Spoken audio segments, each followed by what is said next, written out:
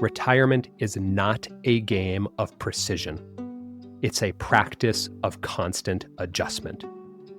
No model will ever know the exact path ahead. Every study you've read is about the past, and every tool you've used is some projection of the future that will never quite unfold the way in which we imagine. So stop trying to model your current decision on a battle we've already fought or the one that the tea leaves say is about to come.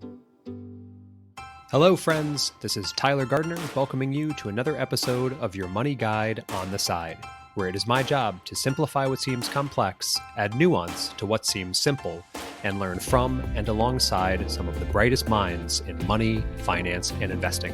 So let's get started and get you one step closer to where you need to be. I've always had a hard time with the 4% rule, not because it's completely wrong, but because it's overly simplistic, it's rooted in worst-case scenario thinking, and over time, it's been treated as gospel for one of the biggest financial decisions of your life: when to stop working and start living. Or in other words, how much money can I spend each year and still be okay for the rest of my life? In today's episode, I'd like to explore 5 reasons why you should give some serious thought to the 4% rule, if you will, before adopting it for your own purposes. And by episode's end, hopefully you will not only know exactly what the rule is and where it comes from, but also how it might impact you and your choices moving forward. And if there might be even a better way to think about your money than by adhering to a rule that was, well, never meant to be a rule. And as always, if any of this is helpful, please consider leaving a review, as it helps more people find us and join the conversation. If you've got feedback or ideas, shoot me a note directly at socialcapconnect@gmail.com. I read every message, and the show is always and forever for you. Reason number 1. Why I'd like to challenge the 4% rule. It was born from fear-based thinking, not freedom-based thinking. It all started in 1994 with a man named Bill Bengen, who, by the way, is a fantastic thinker, and it's certainly not his fault that we took his research, butchered it, and turned it into the holy gospel of never spending a dime in retirement. But his research and findings have indeed gone on to haunt retirement calculators for the past 3 decades. Bengen's insight was straightforward, but revolutionary at the time. He wanted to figure out how much someone could safely withdraw from their retirement portfolio each year without running out of money. And the good news, and why I really like Bengen, is that unlike the countless financial voices we hear from today who continue to regurgitate the 4% rule to all of their clients, pretending it's based on their own careful analysis, Bengen did something that most of us never do. He went to the data itself, and he ran the numbers himself. Specifically, he looked at every rolling 30-year period in U.S. history, going back to the early 20th century, through the Great Depression, through the high inflation of the 1970s, through recessions and recoveries. What he found was that if a retiree had a balanced portfolio, let's say 50% stocks and 50% bonds, they could withdraw 4% of their starting balance in the first year of retirement and adjust that amount each year for inflation, and still have a very high likelihood of never running out of money over a 30-year retirement. And that's all great. This wasn't some random guy's opinion. This was math. It was stress tested, and it worked. Even in the worst historical markets, 4% tended to hold up, meaning simply there were very few periods in which someone would have actually run out of money. But here's the catch, and it's the part that almost everyone skips over when quoting the 4% rule. Bengen was solving for the worst case scenario. His question wasn't, what's the most efficient way to spend down assets in retirement? Rather, it was, what's the safest withdrawal rate that would have worked during the most brutal 30-year market stretch in U.S. history? Am I really the only one who sees a problem with the way we're framing that? Hey, how can I design my life to survive the single worst case scenario in market history? So we inherited this safety-first mindset, or I'll just say fear-based mindset. And now sometimes it's referred to as safety max. And it became the standard framework of advisors everywhere. Understandable. As in a profession built on risk management, finance, it feels better to tell a client they'll be okay even if the market collapses tomorrow. But when you build your retirement plan around the single worst historical outcome in market history, you end up anchoring your life to fear, not likelihood. Cut to a few years later, 1998, and the Trinity Study, which many of you have probably heard of, comes along and reinforces Bangen's work. Great, more data to keep us terrified.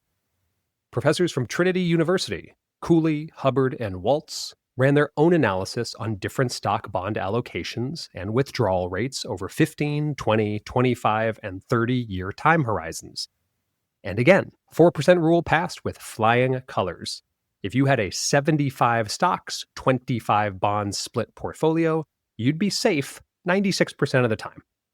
But again, the focus was on failure rates, on what could go wrong, rather than what was likely to go right. And the 4% rule was hence put into practice as the maximum amount anyone would dare withdraw from their portfolio moving forward, in fear of winding up destitute under a bridge peddling old crisscross CDs in exchange for a warm meal from time to time. Reason number 2, I'd like to challenge the 4% rule. Building on the above, we have ignored entirely the massive upside data that Bangen and the Trinity Study have presented. This inherited history of 4% rates might be the one moment in history where the story wasn't written and told by the winner, but rather by these apparent hypothetical losers. So here's what the winners would have shared about these studies. Let's take the Trinity Study, this inherited gold standard for validating the 4% withdrawal rate. It actually proved something far more optimistic. People with equity-heavy portfolios didn't just succeed, they ended up extremely wealthy and could have spent far more money than they did throughout their lives. Based on a starting hypothetical portfolio of $1 million, those who invested 50% stocks and 50% in bonds had a median portfolio value after 30 years of $2.97 million. Those who invested 75% in stocks and 25% in bonds had a median portfolio value after 30 years of $5.9 million. And oh boy, do I love sharing this last one to justify my life's stance on why bonds are nonsense in the long run. For those who had invested 100% in stocks, the median portfolio value after 30 years was $10,075,000. Over $10 million, and that's already adjusted for inflation. Boomtown, my friends. And you wonder why I advocate for 100% stock allocations even well and deep into retirement. This isn't me being ridiculously risky. This is actually having me be highly risk averse based on statistics. Far from potential scarcity, the majority of hypothetical investors wound up with portfolios much higher in value than their initial holdings by sticking to this 4% rule. Yet, and I can hear some of you saying this right now, we continue to focus only on these 2 failure years, 1965 and 66, the 2 years in which these hypothetical portfolios did actually go to zero with certain allocations, instead of focusing on the 28 plus scenarios where retirees ended up with millions left untouched on their deathbed, or their hypothetical deathbed. Why? Because the narrative got hijacked by the fear of running out, not the possibility of living well. It's like when I used to tell people that I loved teaching and got fairly paid and enjoyed my summer months of vacation every year. So many people hated me for saying that and couldn't begin to believe that life could be all right as a teacher and that life might actually turn out to be okay for all of us. And not just okay, but these hypothetical multimillionaires could have spent way more when they had the opportunity and mental clarity to do so. Reason number 3, I'd like to challenge the 4% rule. It applies rigid math to a incredibly dynamic world or incredibly dynamic humans.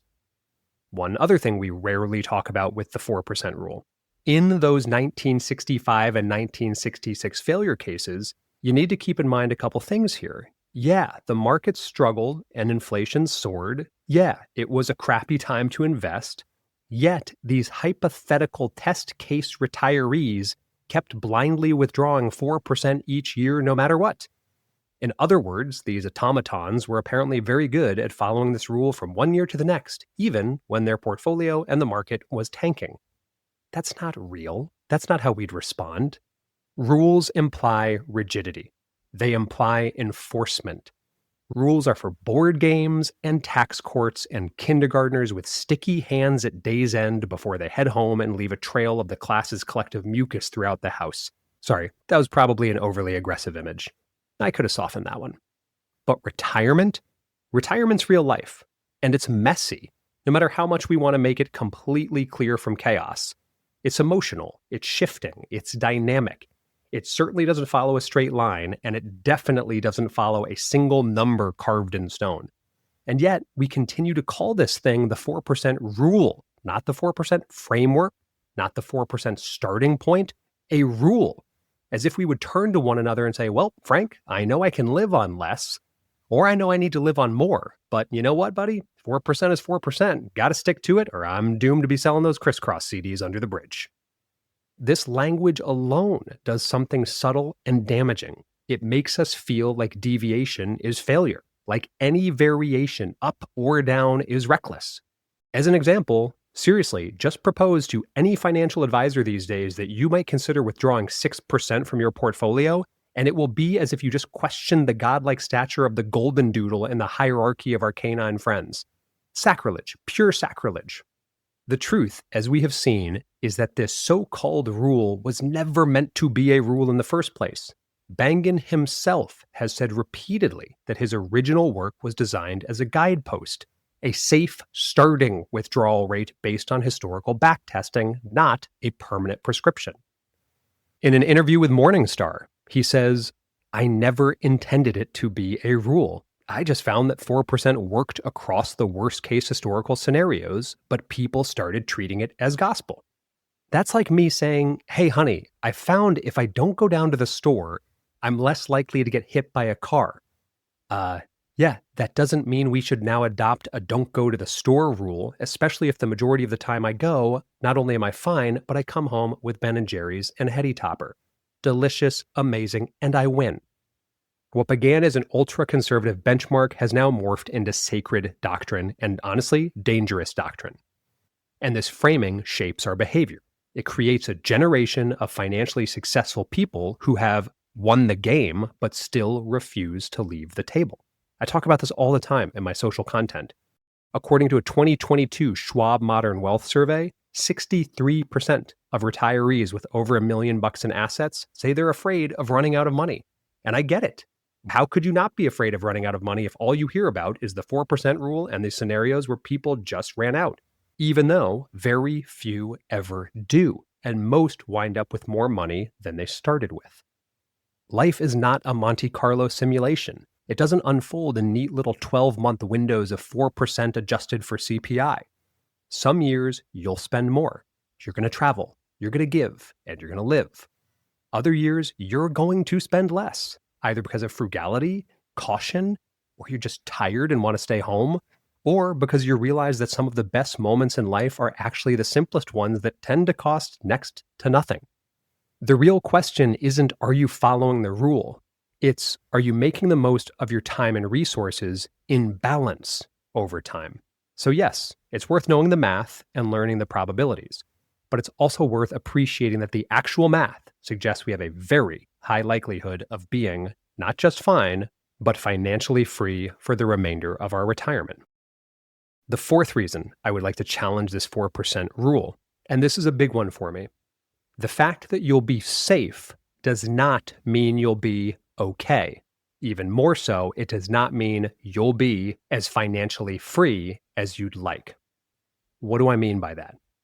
Going beyond my optimistic thinking from above and adding the necessary nuance and real potential for loss that we have to address in this episode, The one concept you need to understand above all else about your own retirement is sequence of returns risk. This matters a lot. Here's the idea. Two retirees could earn the exact same average annual return over 30 years. But depending on when the losses hit, one of them could end up just fine, actually with millions more than they started with. And the other could end up, well, not so fine. Not because they spent too much, not because they invested poorly. In fact, they could have identically invested portfolios across asset classes, but rather because the market drew down at different times for both of them, namely, in one case, right at the beginning of their retirement.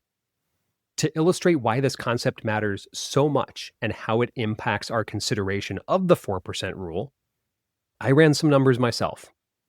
Let's say you retired on January 1st, 2000.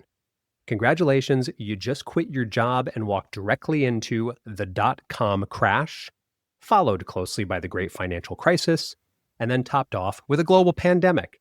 Not ideal. And while you started off with $1 million portfolio and withdrew 4% a year, inflation adjusted, your portfolio was cut more than in half within the first 3 years of retirement, as we saw market downturns in the S&P of -10, -13, and -23% respectively in 2000, 2001, and 2002. Now, you didn't do anything wrong. In fact, you did everything you were told to do. The market just happened to fall repeatedly before it had a chance to rise. And unfortunately, those early percentages ate away at your principal at the worst possible time. And even though the years that followed were strong, and even though the S&P posted a healthy 7.5% average real return over the next 25 years, you ended up working from a much smaller base. So those 7.5% gains were drastically lower on your $500,000 starting principal than they would have been had you not experienced 3 massive hits in your first 3 years. But, and here's where we tie this to the 4% rule. Interestingly, even if you had retired in 2000 and had such an abysmal sequence of returns, do you know you would have ended up 25 years later with about as much money as when you had retired? Meaning, on the Trinity Study or Bangin scale of safe to not safe, you were in fact considered safe. But were you okay? Because you had originally planned on $40,000 a year of income from that $1 million, and within just a few years, that 4% is not $40,000, but actually less than $20,000. Bluntly, this is why I don't even know how we allow ourselves to talk in percentage terms about this, as the percentage means nothing. The principal and the annual spending mean everything. As your principal changes, as it inevitably will, so too does this 4% concept. And that's the real risk of the sequence of returns. Not dying broke, as even in 2000, you would have been labeled just fine according to the Trinity Study, but in living constrained, as it doesn't take any academic research to appreciate that this hypothetical retiree got screwed, and the 4% rule did not come close to delivering a life of freedom from worry about running out of money. And even our modern retirement calculators and tools, including these Monte Carlo simulations that advisors love using to show you some statistical probability that you will in fact be safe with 90% odds, they can't capture this. Safe doesn't mean you lived the retirement you wanted to live. They look at average returns and call it safe, meaning only you didn't run out of money.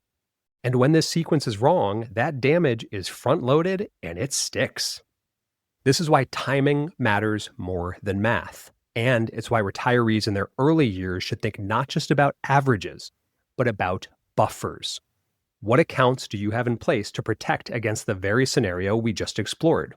Do you have enough cash equivalents that aren't exposed to market volatility to get you through, let's say, a 2 to 3 year window?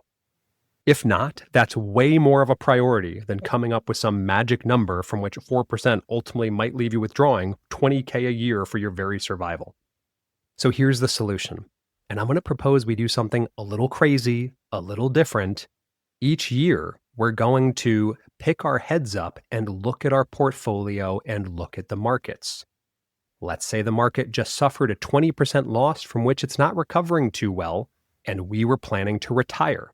Okay, maybe we hang in there for another year. Or did the market just get hit in your first year of retirement and you were planning on taking a trip to Italy with the fam? Yeah, maybe Olive Garden will have to do for this adventure. Or flipping it, did the market just have a 25% amazing gain year and you were planning on being frugal and only taking 2% to make sure you were okay? Well, congrats, the market has spoken. And you're not just okay, you did great this year. So take the dang trip to Italy and withdraw whatever helps you get there. Just be alert and remain flexible. No rule is going to help you with this. Additionally, and this is crucial for your planning, this is where I would consider strategic rebalancing for spending. Here's the principle. In up years, when markets are strong and your portfolio is riding high, don't just celebrate the growth, trim the gains. Harvest some of that appreciation and reallocate it into cash equivalents like high yield savings, short-term treasuries, or a money market fund. That way, you always build up a piggy bank of spending reserves, not by selling in desperation during a down year, but by skimming off the top during a good one, aka doing the number one thing all of us want to do, but none of us actually do. Sell when markets are high. This way, you've created your own income buffer, your anti-panic fund, and you can go into those inevitable bear markets with the confidence that you don't need to sell stocks when they're down just to pay the bills. This way, you respond to the market's dynamic nature with some dynamic nature of your own. And finally, reason number 5 why I would like us to pause and challenge the 4% rule. As is true of so much nonsense in modern financial planning, it assumes we're all the same and have very similar goals and values as it pertains to our money. Because let's just state the obvious but often ignored truth. 4% of $1 million is $40,000. 4% of $4 million is $160,000. Same rule, wildly different outcomes.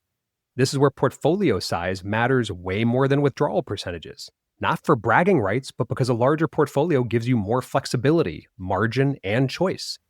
The math that matters isn't the percentage, it's the lifestyle the dollars can afford.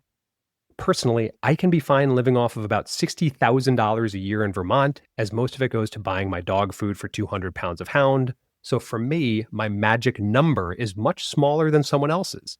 And if I had $4 million in the bank, no way would I need to or want to withdraw 4%.